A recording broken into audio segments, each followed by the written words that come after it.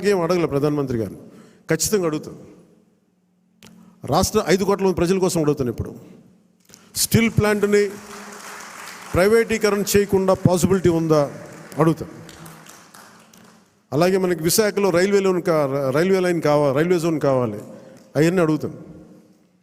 అలాగే మనకి ఒక 20 లక్షల మందికి ఉద్యోగాలు రావాలని మన కూటమి ప్రభుత్వం అనుకుంటే దానికి తగ్గట్టుగా సర్వీస్ సెక్టర్ని ఎంత డెవలప్ చేయొచ్చు, ఇలాంటివన్నీ అడుగుతాను.